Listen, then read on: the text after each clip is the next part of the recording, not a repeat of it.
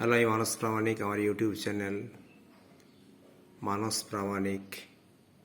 আজ আমি আপনাদের কাছে দিচ্ছি রিভলিউশন পিরিয়ড অফ প্ল্যানেটস, অর্থাৎ গ্রহগুলির আবর্তন কতদিনে করতে পারে গ্রহগুলি।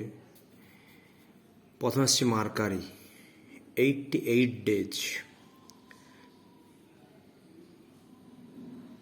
Venous 225 days. Earth 365 days. দেখতে পাচ্ছেন মার্স 687 ডেজ। তারপরে দেখছেন জুপিটার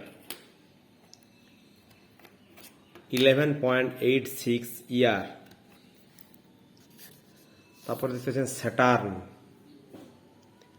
29.40 ইয়ার।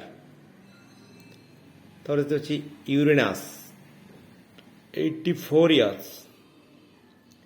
Neptune 165 years.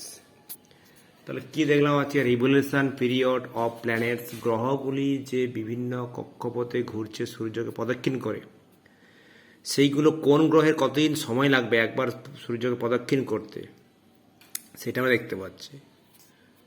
আবার বলছি একবার, মার্কারির লাগবে 88 দিন, ভেনাসের লাগবে 225 দিন, আর্থ অর্থাৎ পৃথিবীর লাগবে 365 দিন, মার্স 687 দিন, জুপিটার 11.86 বছর, স্যাটার্ন 29.40 বছর, ইউরেনাস 84 বছর এবং অ্যাট দ্য লাস্ট নেপচুন 165 বছর।